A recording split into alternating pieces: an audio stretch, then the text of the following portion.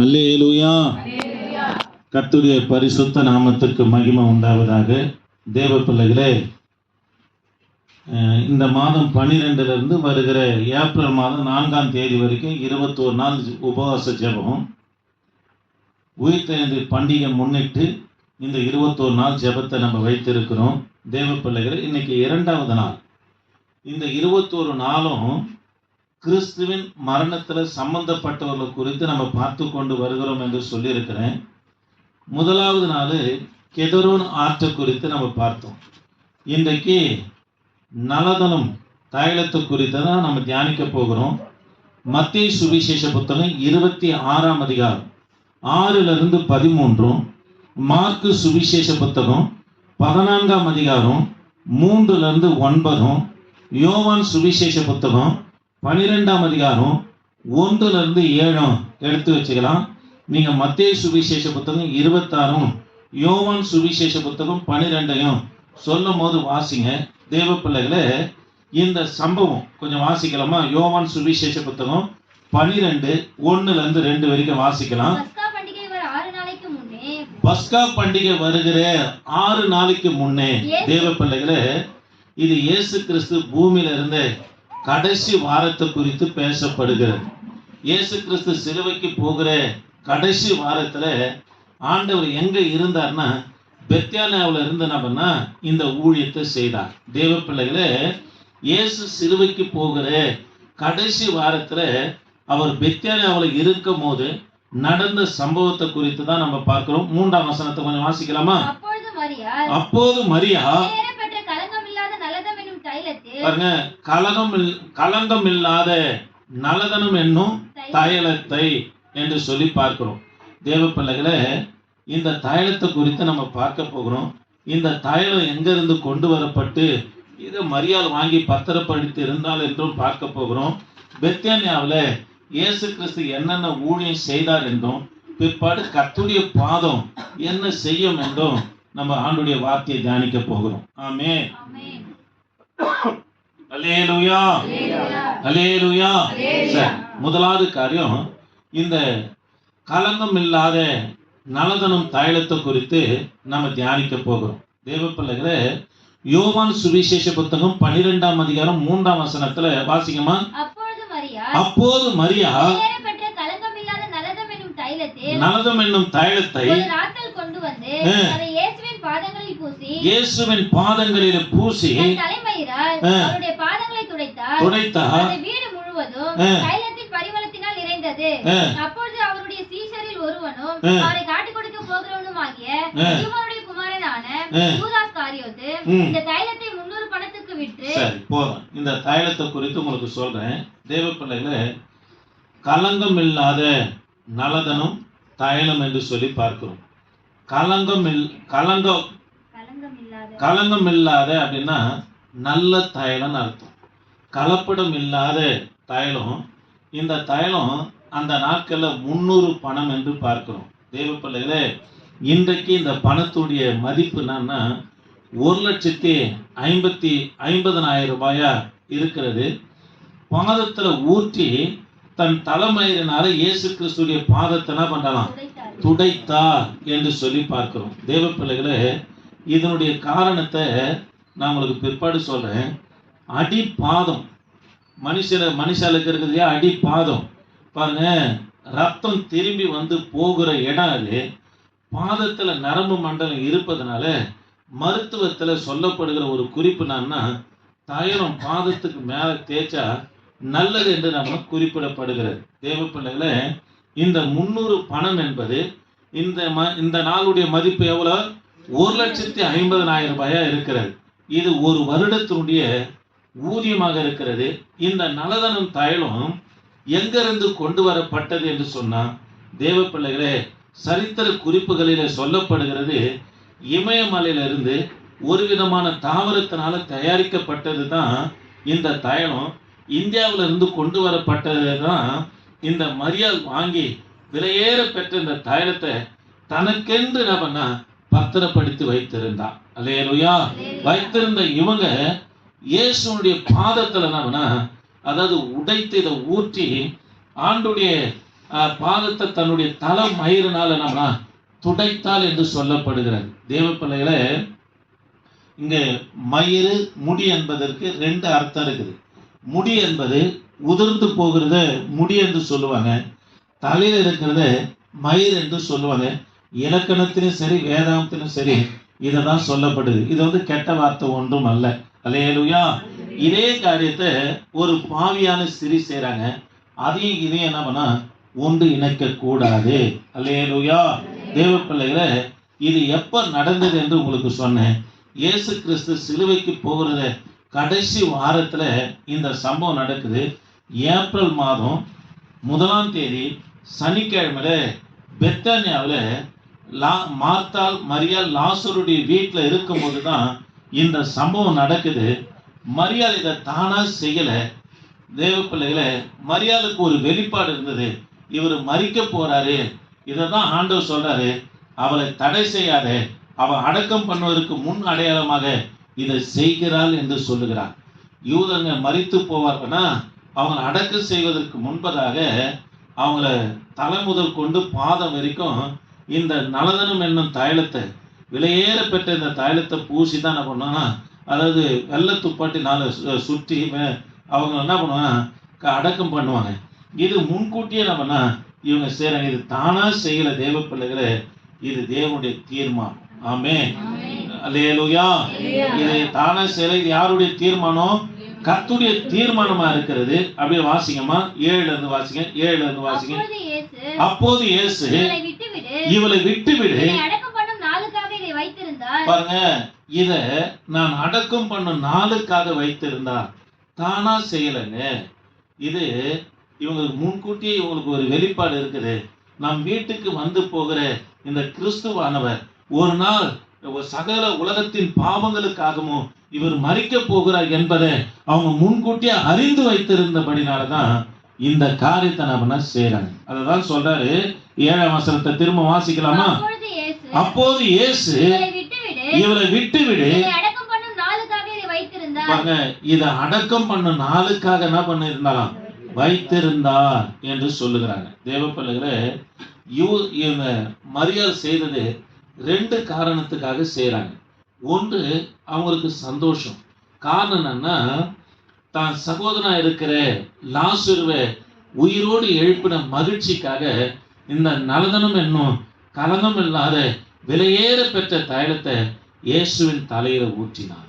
தேவ பிள்ளைகள், இது மத்தேயு சுவிசேஷ புத்தகத்துல 26ஆம் அதிகாரத்துல இயேசுவின் தலையில ஊற்றப்பட்டால்னு இருக்குது. ஆனா இந்த இடத்துல பாதத்துல பூசினால் என்று சொல்லி யோவான் சுவிசேஷ புத்தகம் 12ஆம் அதிகாரத்துல வாசிக்கணும். யூதர்ங்க விருந்து உபசரிப்பு நாட்கள்ல தான் வீட்டுக்கு வருகிற விருந்தினருக்கு இந்த நலதனம் என்னும் தைலத்தை கொண்டு போயிட்டு அவங்க பாதங்களில அவங்க கைகளில பூசி என்ன பண்ணா விருந்துக்கு என்ன பண்ணா அழைப்பாங்க. ஆனா இவங்க அதுவே யூதர்ங்க அதிகமா நேசிக்கிற யாராயிலும் வருவாங்கன்னா அவங்க தலையில என்ன பண்ணா ஊற்றுவாங்க. இப்போ மரியா இயேசுவின் தலையில ஊற்றுவதற்கு காரணம் என்னன்னா, அதிகமா இயேசுவை நேசித்தாங்க. காரணம் என்னன்னா, தன் சகோதரன் உயிரோடு கர்த்தர் எழுப்பினார். எப்படி எழுப்பினார்னா, 4 நாள் அடக்கம் செய்யப்பட்டு நாரி போன சரீரத்தை கர்த்தர் நம்மனா உயிரோடு எழுப்பி கொடுத்தார். அந்த மகிழ்ச்சினால அதிகமா நேசித்தார். தேவனும் கூட இந்த குடும்பத்தை அதிகமா நேசித்தார் என்று சொல்லி யோவான் சுவிசேஷ புத்தகம் 11ஆம் அதிகாரத்துல சொல்லப்படுது. நீங்க அதிகமா நேசிக்கிற லாசரு என்னவா இருக்கிறான், வியாதியா இருக்கிறான் என்று சொல்லி இயேசுவுக்கு செய்தி வந்தோன்னு பின்னும் 2 நாள் என்ன பண்ணாராம், தங்கினார் என்று சொல்லப்படுகிறது. ஆமே. தேவ பிள்ளைகளே, முதல் காரியம், இவங்க இந்த நலதனம் என்னும் தைலத்தை மரியாள் பூசுவதற்கு காரணம் என்னன்னா, இயேசுவின் சிரசு மேல ஊற்றப்பட்டதுக்கு காரணம் என்னன்னா, இயேசு அதிகமா நேசித்தார். தன் சகோதரனோட உயிரோடு எழுப்பி கொடுத்தாரே என்று சொல்லி அதிகமா நேசித்தார். 2வது, தேவ பிள்ளைய இயேசு அடக்கம் செய்வதற்கு, அதாவது இதை அறிந்து வைத்திருந்தனால அடக்கம் செய்வதற்கு முன்பதாகவே இதை செய்து தீர்க்க தரிசனமான வார்த்தை நம்மனா நிறைவேற்றினவளாக காணப்பட்டார்.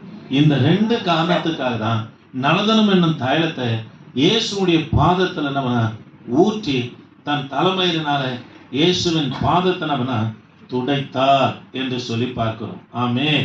அல்லேலூயா. தேவ பிள்ளைகளே, வாசிக்கலாமா? மத்தேயு சுவிசேஷ புத்தகம் 26ஆம் அதிகாரம் 13ஆம் வசனத்துல கவனிக்கலாம். மரியாதை விட்டு விடுங்க, என்னுடைய மரணத்தின் அடையாளம், என்னுடைய மரணத்துக்காக இவ என்ன பண்றா? செய்கிறா. அப்ப இயேசு கிறிஸ்துடைய மரணத்துல பங்கு எது பெறுகிறதுன்னு சொன்னா, இந்த நலதனம் தைலம் பெறுகிறத பார்க்கிறோம். ஆமென். அல்லேலூயா. சரி, 26:13 வாசிக்கலாமா? 26:13 மத்தேயு சுவிசேஷ புத்தகம். இந்த சுவிசேஷம், மரியாள் செய்த இந்த காரியம் உலகத்தில் எங்கெங்கே பிரசங்கிக்கப்படுமோ அங்கங்கே இவளை நினைப்பதற்காக இவள் செய்ததும் சொல்லப்படும் என்று. அல்லேலூயா. தேவ பிள்ளைகளே, மத்தேயு மாத்திரம்தான் தன்னுடைய சுவிசேஷ புத்தகத்துல எழுதுகிறார், மரியாள் செய்த இந்த காரியம் என் மரணத்தின் அடையாளமாக, என்னை நேசித்ததுக்கு அடையாளமாக செய்யப்பட்ட காரியம் உலகம் எங்கும் இது பேசப்படும் என்று சொல்லி மத்தேயு தன்னுடைய குறிப்புல நம்ம குறிப்பிடுகிறத பார்க்கிறோம். தேவ பிள்ளைகளே, முக்கியமா இது உலகம் எங்கும் பேசப்படுவதற்கு காரணம் என்னன்னா, கர்த்தருடைய பாதத்துல யாரெல்லாம் உட்கார்றாங்களோ அவங்க உலகம் முழுவதும் பேசப்படுவாங்க. ஆமாங்க, உலகம் முழுவதும் பேசப்படுவாங்க. இந்த மரியாதை குறித்து 3 இடத்துல சொல்லப்பட்டது. இந்த 3 இடத்துலையும் கர்த்தருடைய பாதத்துல தான் இருந்தாங்க. லூக்கா சுவிசேஷ புத்தகம் 10ஆம் அதிகாரம் 32ல 42 வரைக்கும் நீங்க வாசித்து பார்ப்போம்னா, இந்த மரியா தன்னை விட்டு எடுபடாத நல்ல பங்காகிய கர்த்தருடைய பாதத்துல உட்கார்ந்து வேத வசனத்தை இயேசு பேசுகிறதை கேட்டுக்கொண்டு இருந்தால் என்று சொல்லி பார்க்கிறோம். முதல் காரியம் பாருங்க, லூக்கா சுவிசேஷ புத்தகம் 10ஆம் அதிகாரம் 38ல 42 வரைக்கும் கர்த்தருடைய பாதத்துல உட்கார்ந்தாங்க. இதுதான் நல்ல பங்கு என்று சொல்லப்படுது. இதுதான் எடுபடாது என்று சொல்லப்படுது. மற்ற எல்லாம் எடுபட்டு போயிடுங்க. நீங்க கர்த்தருடைய சமூகத்துல உட்காருங்க பாரு, ஒரு நாளும் இது மறக்கப்படாது, எடுபடாது. இப்ப மாத்திரமல்ல, பரலோகத்திலே இதனுடைய பலனை பெற என் தேவன் நமக்கு உதவி செய்வார். ஆமென். சரி, இரண்டாவது தேவ பிள்ளைகளை எங்க கர்த்தருடைய பாதத்துல இருந்தாங்கன்னா, மரியா யோவான் சுவிசேஷ புத்தகம் 11ஆம் அதிகாரத்துல லாசரு மரித்தார் என்று சொன்ன பிற்பாடு இயேசு கிறிஸ்து புறப்பட்டு போகிறார். இயேசுவை பார்த்த உடனே, ஆண்டவரே, நீர் இங்க இருந்திருப்பீர், ஆனா என் சகோதரன் மரித்திருக்க மாட்டான் என்று சொல்லி மரியாள் இயேசுவின் பாதத்துல நம்ம விழுந்ததை பார்க்கிறோம். 2வது இடத்துல மரியாதை குறித்து பேசும்போது கர்த்தருடைய பாதத்துல இருந்தார்கள் என்று சொல்லி பார்க்கிறோம். 3வது தேவ பிள்ளைகளே, யோவான் சுவிசேஷ புத்தகம் 12ஆம் அதிகாரம் 1லிருந்து 7 வரைக்கும் நம்ம வாசிக்கும் போதும் இங்கேயும் கர்த்தருடைய பாதத்துல உட்கார்ந்து நலதனம் என்னும் தைலத்தை இயேசுவின் பாதத்துல பூசினார் என்று சொல்லி பார்க்கிறோம். ஆக எனக்கு அன்பான கர்த்தருடைய பிள்ளைகளே, யாரெல்லாம் கர்த்தருடைய பாதத்துல உட்காருகிறார்களோ அவங்களை மேன்மைப்படுத்துவாருங்க. உலகமே பேசுகிற அளவுக்கு கர்த்தர் அவளை உயர்த்தி தாங்க வைப்பாரு. கடந்த நாட்கள்ல கூட சொன்னேன், அவர் பெர்மன்ஸ் ஐயாவை குறித்து சொன்னார், எங்கே நான் ஒரு குக்கிராமத்துல இருந்தேன், 30 வயது வரைக்கும், அதாவது பேர் கிறிஸ்தவனா இருந்தேன், அதாவது ரகசியமான பாவங்கள்ல கூட இருந்தேன், கர்த்தர் என்னை ரட்சித்தாரு, அவருடைய பாதத்துல உட்கார ஆரம்பித்தேன், என்னை கர்த்தர் உலகத்துக்கே தூக்கி காண்பித்தார் என்று சொல்கிறார். அதனால தேவ பிள்ளைகளே, கர்த்தருடைய பாதத்துல உட்காருகிற ஊழியமா இருக்கட்டும், விசுவாசியா இருக்கட்டும், உலகம் காணும்படி கர்த்தர் செய்கிறார். இததான் ஆண்டவர் சொல்றாரு, மலை மேல் இருக்கிற பட்டணம் மறைந்திருக்க மாட்டார் என்று ஆண்டவர் சொல்லுகிறத பார்க்கிறோம். சரி, பெத்தேனியாவில் இயேசு என்னென்ன எங்கெங்கெல்லாம் எத்தனை ஊழியம் செய்தார் என்று சொல்லி வேகமா நம்ம பார்த்துட்டு கர்த்தருடைய பாதம் என்ற தலைப்புல ஒரு 2 காரியத்தை நம்ம பார்க்க போகிறோம். பெத்தானியாவில் அவர் என்னென்ன ஊழியம் செய்தார்னா, முதலாவது காரியம் லூக்கா சுவிசேஷ புத்தகம் 10ஆம் அதிகாரம் 38ல 42 வரைக்கும் வாசித்து பார்ப்போம்னா, பெத்தானியாவில் நடந்த ஊழியம். பெத்தானியாவில் இந்த மார்த்தாள், மரியாள், லாசருடைய வீடு ஒதுக்குப்புறமாய் காணப்பட்ட காரணம் என்ன, இவங்க தகப்பனார் சீமோன் பெயரு, அவர் ஒரு குஷ்டரோகியா இருந்தார். அவர் மரித்த பிற்பாடு ஜனங்கள் எல்லாம் குஷ்டரோகியுடைய பிள்ளைங்க, குஷ்டரோகியுடைய பிள்ளைங்க, குஷ்டரோகியுடைய பிள்ளைங்கன்னு சொல்லுவாங்க. போகும்போதும் வரும்போதும் யாரும் இவங்க இடத்துல பேச மாட்டாங்க. அதனால பெத்தானியாவில் ஒதுக்குப்புறமா இவங்களுடைய வீடு இருந்தது. தேவ பிள்ளைகளே, ஏசப்பா எப்பெல்லாம் பெத்தானியாவுக்கு போகிறாரோ இவங்க வீட்டுக்கு போவார். போனதுனால எங்களை தேடி யாரும் வரல, நாங்கள் போனாலும் வந்தாலும் எங்களை பரிகாசம் பண்ணுகிற இந்த இடத்துல எங்களை தேடி இவர் வருகிறாரே என்று சொல்லி இயேசுவின் பாதத்துல மரியாள் உட்கார்ந்தாங்க. அது மாத்திரமல்ல, இவருக்கு விருந்து உபசரிப்பு மார்த்தாள் செய்தவர்களாக இருந்தாங்க. சரி, இரண்டாவது காரியம், யோவான் சுவிசேஷ புத்தகம் 10ஆம் அதிகாரம் 40 42 வரைக்கும் வாசித்து பார்ப்போம்னா, இயேசு மலையிலிருந்து தள்ளிவிடும்படியா நினைக்கிறாங்க. அவர் மறைந்து போனார் என்று சொல்லப்பட்டிருக்கிறார். மறைந்துன்னா காற்றோடு காற்றாய் அதாவது கரைந்து இயேசுவானவர் வருகிறத பார்த்த உடனே அநேகர் பெத்தானியாவில் என்ன பண்ணாங்க, விசுவாசித்தார்கள் என்று சொல்லப்பட்டிருக்குது. இது மத்தேயு சுவிசேஷ புத்தகம் 10ஆம் அதிகாரம் 40 42. மூன்றாவதாக லாசரு என்ன பண்ணா, உயிரோடு எழுப்புகிறார். இதுவும் பெத்தானியாவில் நடந்த சம்பவம் தான். யோவான் சுவிசேஷ புத்தகம் 11ஆம் அதிகாரம் 1 46 வரைக்கும் வாசித்து பார்ப்போம்னா சொல்லப்பட்டு இருக்குது. நான்காவதாக யோவான் சுவிசேஷ புத்தகம் 12ஆம் அதிகாரம் 1 19 வரைக்கும் வாசித்து பார்ப்போம்னா இயேசுவின் பாதத்துல நலதனம் என்னும் தைலத்தை மரியாள் பூசுகிறத நம்ம பார்க்கிறோம். ஐந்தாவதாக தேவ பிள்ளைகளே, இயேசு கிறிஸ்து பெத்தானியாவில் இருந்து வரும்போது அந்த சபிக்கப்பட்ட அத்தி மரத்தை நம்மனா பார்க்கிறாங்க. ஆண்டவர் சொல்றாரு, இதுக்கு ஏன் இப்படி ஆச்சரியப்படுறீங்க, கடுகளவு விசுவாசம் இருந்து இந்த மலையை பார்த்து பெயர்ந்து போனா போகும் என்று சொல்லுகிறார். இதுவும் பெத்தானியாவில் நடந்த ஊழியம். 5 முறை இயேசு கிறிஸ்து பெத்தானியாவில் போய் தம்முடைய ஊழியத்தை நம்ம செய்தார். அல்லேலூயா.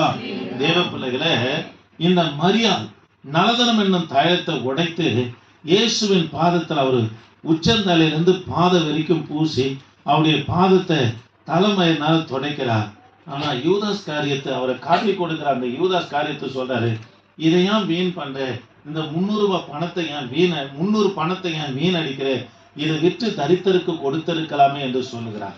அதுக்கு ஆண்டவர் சொல்றாரு, யோவான் சொல்றாரு, அவன் அதற்காக சொல்ல, அவன் யாரு, திருடன் என்று சொல்லுகிறார். பணப்பை அவன் கையில இருக்குது. 12 சீசல கேஷியர் யார் தெரியுமா, யூதாஸ் காரியத்து தான். போவாங்க, அங்கங்க அற்புதம் அடையாளம் நடக்கிறது. அவங்க செலவுக்கு போன மிச்சம் காசை, பயணத்துக்கும் சாப்பாட்டுக்கு போன மிச்சம் காசை யார் இடத்துல கொடுத்து வைப்பார், ஆண்டவர் யூதாஸ் காரியத்தை இடத்துல தான் கொடுத்து வைப்பார். தேவ பிள்ளைகளே, அவன் யார் என்று சொல்லப்படுனா திருடன் என்று சொல்லப்படுகிறது. அந்த நலதனம் என்னும் தைலத்தை மரியாள் பூசணும் ஒண்ணுமே தெரிஞ்சு போச்சு. இவர் மரிக்க போறாரு, இவர்னால நமக்கு பிரயோஜனம் இல்லை. இவரை தேடி வந்ததுக்கான காரணமே யூதாஸ் காரியத்தை எதுக்குன்னா, ரோம் அரசாங்கத்தை கவுத்து இவர் ஒரு ராஜ்யத்தை ஸ்தாபிப்பாரு, பூமியில ஒரு ராஜ்யத்தை ஸ்தாபிப்பாரு, நமக்கு ஏதாவது ஒரு பொறுப்பை ஒரு பதவியை கொடுப்பார் என்றுதான் இயேசுவை பின்பற்றியவனாக யூதாஸ் காரியத்தை காணப்பட்டான். இவர் மரிக்க போறாருன்னு தெரிஞ்சோன்னா, ஏன் இதை வீணடிக்கிற, இதை விற்று யாருக்கு கொடுத்திருக்கலாம், தரித்திற்கு கொடுத்திருக்கலாமே என்று பேசுகிறத பார்க்கிறோம். ஆமென், அல்லேலூயா. அதனால தேவ பிள்ளைகளை, கர்த்தருடைய பாதத்துல உட்கார்றவர்களை உலகம் பார்க்கிற மாதிரி கர்த்தர் ஆச்சரியமா நடத்துவார்.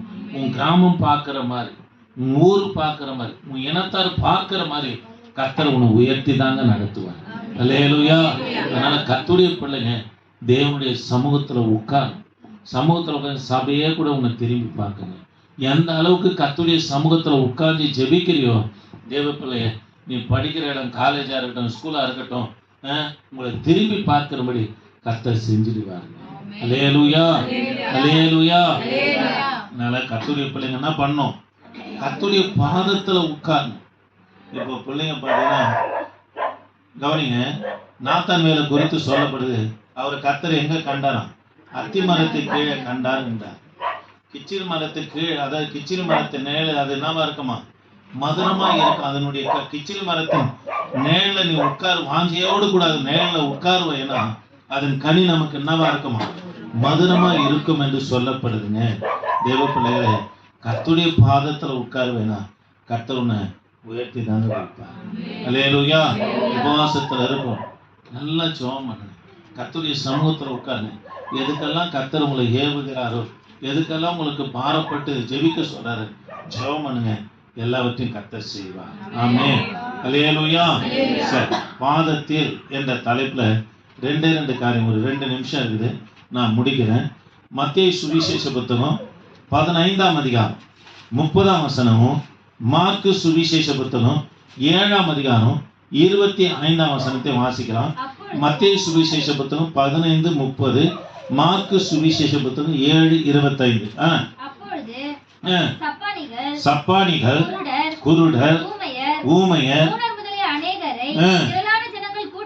கூட்டிக் கொண்டு இயேசுவினிடத்தில் வந்து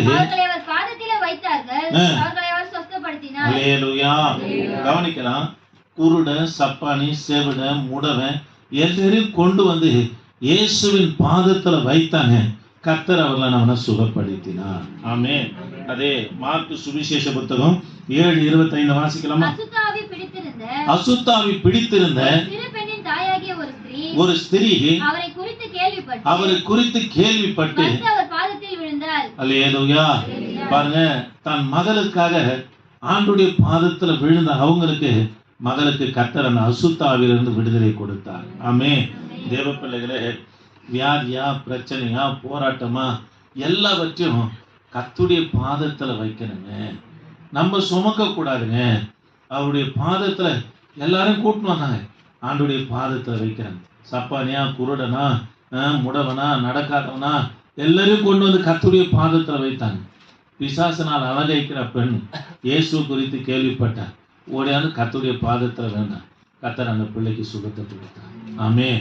அதனால தேவ பிள்ளையே, உன்னுடைய காரியம் எதுவாக இருந்தாலும் கர்த்தருடைய சமூகத்துல போய், ஆண்டவரே என் பலவீனம் இப்படி இருக்குதுப்பா, என் போராட்டம் இப்படி இருக்குது, ஆண்டவரே நான் எது செய்தாலும் ஆண்டவரே எனக்கு தீய பேராவே வருது, இப்படியெல்லாம் நான் தீங்கும் பாடுகள் அனுபவிக்கிறேன், என்னுடைய காரியத்தை ஆண்டவரே உம்முடைய சமூகத்துல வைக்கிறேன், உம்முடைய பாதத்துல வைக்கிறேன் என்று நீ வைப்பாங்கன்னா கர்த்தர் பெரிய காரியத்தை செய்வார். ஆமாங்க, அவருடைய பாதத்துல வந்தவங்களை கர்த்தர் சுஸ்தமாக்கிறார். புறஜாதியா இருக்கிற அவளை கர்த்தர் தள்ளினாலும் கூட ஆண்டோடைய பாதத்துல விழுந்த நிமித்தமா கர்த்தர் நிராகரிக்கிறங்க. ஆண்டவர் நம் பிள்ளைய அந்த பிசாசின் பிடியில இருந்து கர்த்தர் நம்ம விடுதலையாக்கிறார். நமக்கு விடுதலை வேணும், சுகம் வேணும், நம்ம எதிர்பார்க்கிற காரியம் ஜெயமா முடியணும்னா ஒரே வழி கர்த்தருடைய பாதத்துல தாங்க உட்காரணும். ஆமாங்க, கர்த்தருடைய பாதத்துல உட்கார்ந்து பாருங்க, கர்த்தர் பெரிய காரியத்தை செய்வார். ஆமென். அல்லேலூயா. சரி, அப்போஸ்தலர் நடபடி புஸ்தகம் 5ஆம் அதிகாரம் 2ஆம் வசனத்தை கொஞ்சம் வாசிக்கலாமா? அப்போஸ்தலர் நடபடி புஸ்தகம். தன் மனைவி அறிய கிரேத்திலே ஒரு பங்கை வஞ்சித்து வைத்து ஒரு பங்கை கொண்டு வந்து அப்போஸ்தலருடைய பாதத்திலே வைத்தான். அல்லேலூயா. தேவ பிள்ளைகளே கவனிங்க, கர்த்தருடைய வார்த்தை கவனிங்க. அப்போஸ்தலருடைய பாதத்துல எதை கொண்டு வந்து வைத்தாங்க? பணத்தை கொண்டு வந்து, கிரயத்தை கொண்டு வந்து வைத்தாங்கன்னு இருக்கு. பாதத்துல வைத்தாங்கன்னு இருக்குது. தேவாலயத்துல 13 காணிக்கை பெட்டி இருக்கும். ஒவ்வொரு காணிக்கை பெட்டியும் ஒவ்வொரு காரியத்துக்காக வைக்கப்பட்டு இருக்கும்.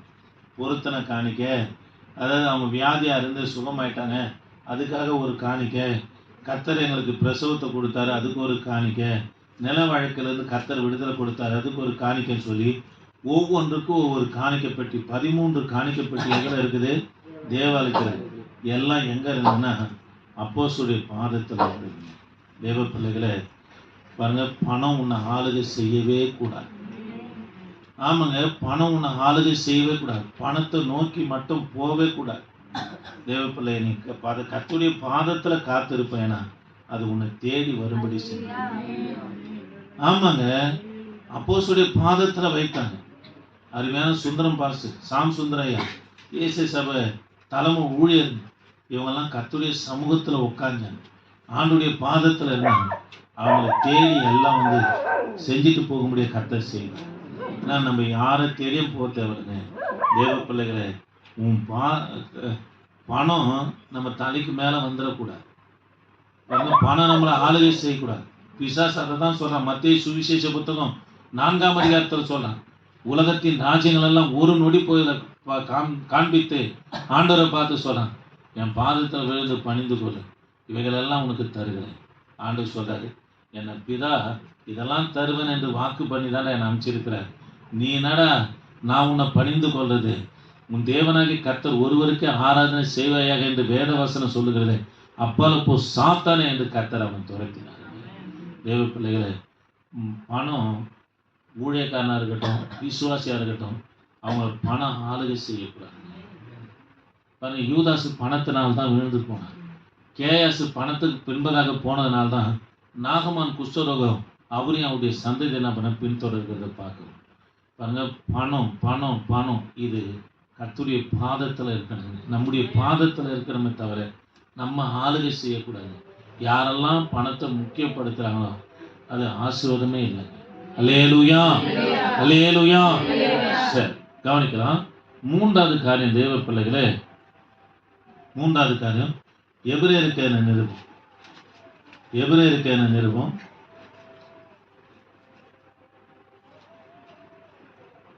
எபிரேயருக்கு நிருபம் இல்லை 1 கொரிந்தியர் 15ஆம் அதிகாரம் 25ஆம் வசனத்தை கொஞ்சம் வாசிக்கலாம், முடிக்கலாம். 15:25. எல்லா சத்துருக்களையும் தமது பாதத்திற்கு கீழாக்கி போடும் வரைக்கும் அவர் ஆளுகை செய்ய வேண்டியது பரிகரிக்கப்படும் கடைசி சத்துரு மரணம். அல்லேலூயா. சரி, கவனிக்கலாம். எல்லா சத்துருக்களையும் கர்த்தர் தமது பாதத்திற்கு போடுவார். அல்லேலூயா. அதனால தேவ பிள்ளைகளே, உன் சத்துருவை கண்டு பயப்படாது. அவனை கர்த்தர் பாதத்துக்கு கீழாக்கி போடுவார். இதனால்தான் செருபாவேலுக்கு கர்த்தர் சொல்றார், பெரிய பர்வதமே நீ எம்மாத்திரம். ராஜாவை பார்த்து சொல்றாரு, முதலாம் அர்த்தசேஷாவை பார்த்து சொல்றாரு, பெரிய பர்வதமே நீ எம்மாத்திரம். தேவனுடைய ஆலயத்தை கட்டுகிற செருபாவேலுடைய பாதத்தில் இருக்கிற மண் என்று சொல்றார். அதனால சத்துருக்களை கர்த்தர் உனக்கு பாதப்படி ஆக்கி போடுவார். இதுக்கு என்ன செய்யணும்னா கர்த்தருடைய வேலையை செய்யும். ஊழியம் செய்கிற பிள்ளைகளை பிதா கனம் பண்ணுவார் என்று சொல்றார். ஊழியம் செய்கிற பிள்ளைகளை கர்த்தர் வெட்கப்பட விட மாட்டாருங்க. உன் சத்துருக்களை உன் பாதத்துக்கு கர்த்தர் கொண்டு வருவார். 3 காரியம் பார்த்தோம். 1, தேவ பிள்ளைகளை கவனிக்கலாம், கர்த்தருடைய பாதத்தில் வச்சோம்னா நம்ம சுகம் பெற்றுக்கொள்ளும். 2வது, பணம் நம்முடைய பாதத்தில் இருக்கும். பணத்துக்கு பின்னாடியும் போகக்கூடாது. பணத்துக்காக ஆசைப்பட்டோம்னா பொய் சொல்லுவாங்க, பணத்துக்காக வஞ்சகமான காரியத்தை செய்வாங்க, பணத்துக்காக நியாயப்பிரமாணத்தை மீறுவாங்க, பணத்துக்காக தேவனுக்கு பிரியமில்லாத தொழிலை கூட செய்வாங்க. அதனால் பணம் நம்முடைய பாதத்தில் மட்டும்தான் இருக்கும். பணம் நம்மளை ஆளுகை செய்யக்கூடாது. ஆமாங்க, பணம் நம்மளை ஆளுகை செய்யக்கூடாது. ஒரு ஊழியக்காரர் கூட வரேன் வடக்கு செய்யூரில், ஐயா இங்கே இன்னும் அரசியல்வாதி இருக்கிறார், போனால் என்ன தருவாரியா, யோ ஒழுங்காக போயா அப்படின்னு. பணத்துக்கு பின்னாடி போகக்கூடாது. ஆண்டுடைய பாதத்தில் உட்காந்து நான் உன்னை தேடி வரேன். 3வது தேவ பிள்ளைகளை, 3வது காரியம், உன் சத்துரு எப்பேற்பட்டவனாக இருந்தாலும் உன் பாதத்தில் கர்த்தர் கொண்டு வருவார். அதுக்கு நான் தேவனுடைய பணியை செய்ய முழங்கால் படி இல்லாமா தொடர்ந்து 4ஆம் தேதி வரைக்கும், ஏப்ரல் 4 வரைக்கும் இந்த மரணத்தோடு சம்பந்தப்பட்டவர்களை குறித்து நம்ம பார்ப்போம்.